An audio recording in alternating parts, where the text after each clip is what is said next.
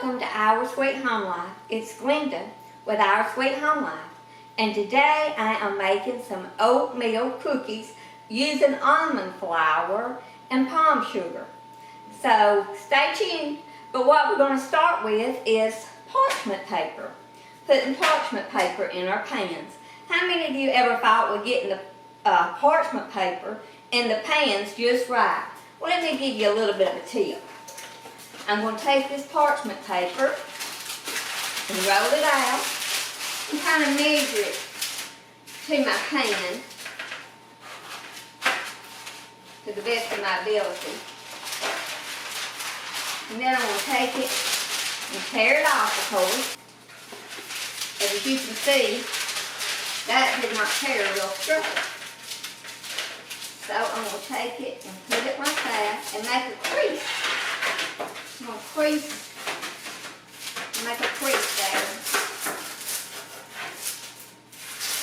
to kind of straighten that up. And then I'm going to take my handy dandy little scissors and I'm going to cut along the crease line that I just made. Now some of you may know an easier trick, and if you do, please share it. I'd love to hear about it. But this is just my trick. And then, if it does not stay laying down, like you saw that roll up, spray you some cooking spray on there, and it will help that to lie down. So,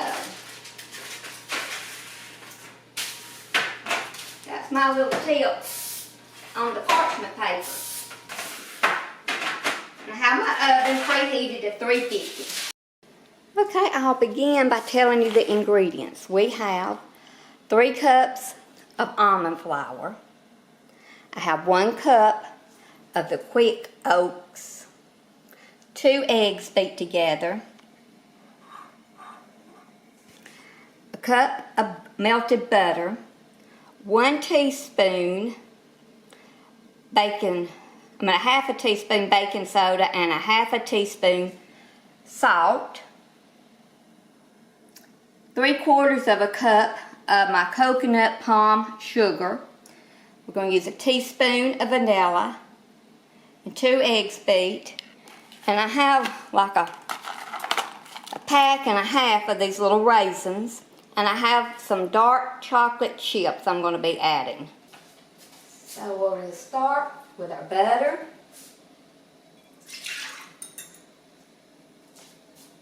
Cup of butter. Our coconut sugar.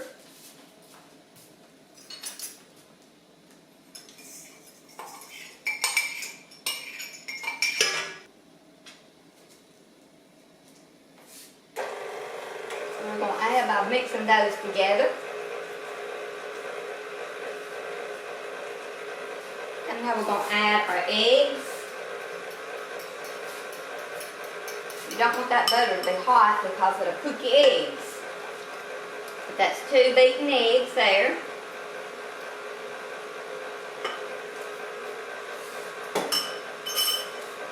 We'll add our spoon.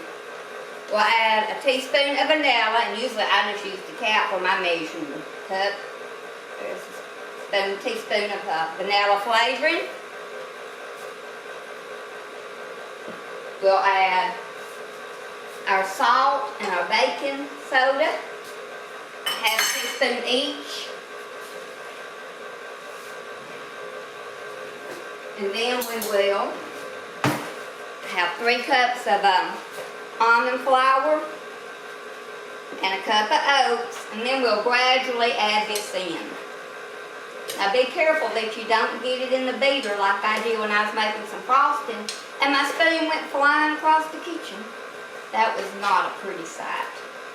I actually have a video of that you can check out. That frosting though is chocolate frosting. It is yum yum good. It's a great recipe, y'all. And you'll get a good laugh too.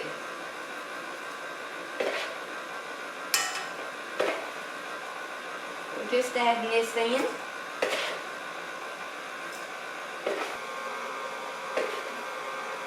These are going to be really good. You know, I have been on this diet, and I've had a hard time finding snacks that I can eat. But they say I can eat the palm sugar because my body does not metabolize the sugar so quickly in that. And also the almond flour because I cannot eat grain. So I am anxious to eat some of this. So let me stir this up. Okay, I'm going to stir this around here on the sides and get that blended and mixed.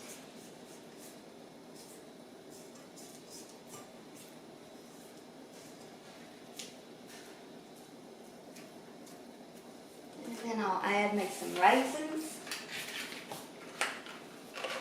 If you don't like raisins, you can add chocolate chips.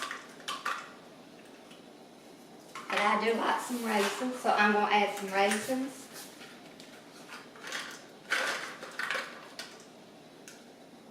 And I am also going to add some of these dark chocolate minis. Actually, these are not hot chocolate. I'm sorry, they are semi-sweet.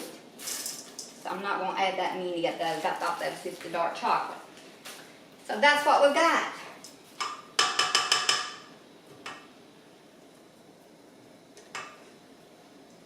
So there's a close-up of my batter, and there is about how many chocolate chips I put in there, a good handful, and 2 of those little packs of the raisins. So let me stir this up real good, and we'll get them ready to bake. I am excited about these cookies because I have been trying to find something at Walmart that I could eat, and everything has bioengineered, has flour or sugar or something that I cannot eat.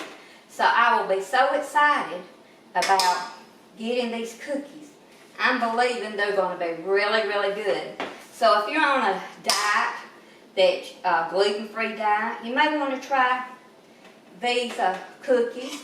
Or if you can't have a lot of sugar, like I'm not supposed to eat grain and not supposed to eat a lot of sugar because I'm pre-diabetic. So you may want to try these, because it's really hard nowadays at the grocery store to find a healthy snack. So I hope these turn out good. So I'm just taking them by the tablespoon, trying to make them about the same size, even though they're not really, so that they will cook evenly. All of them will get done about the same time. So I'm trying to get them about the same size. And I know Mojo, he's going to enjoy these cookies as well. I used to eat a dry oatmeal cookie once a day, but now you cannot find just a dry oatmeal cookie that does not have bioengineered, not made with bioengineered products. So I really miss my cookies. So I'm going to put these in the oven for 10 minutes, and I'll show them to you when they get done. Okay, I just brought these out of the oven. See, they're a little bit browned around the edges, and so we're going to let them cool a few minutes. And then we'll try them and let you know if they're good as the regular oatmeal cookies or not. Well, y'all, there's my cookies. I took the first batch out. I got a batch in the oven, and a batch will go in after that. So let's try them and see. They're nice and soft. They're still warm. They'll get harder as they cool.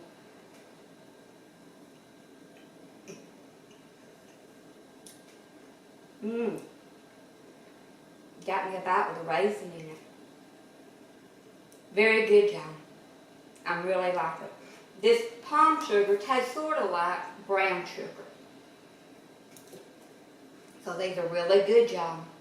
They're going to satisfy my sweet tooth. So if you have a sweet tooth and you need something that's kind of healthy, check these cookies out. Thanks for watching Our Sweet Home Life. So get a thumbs up, y'all. Make sure you subscribe. Ring the bell. You don't want to miss us. Bye. We appreciate you today.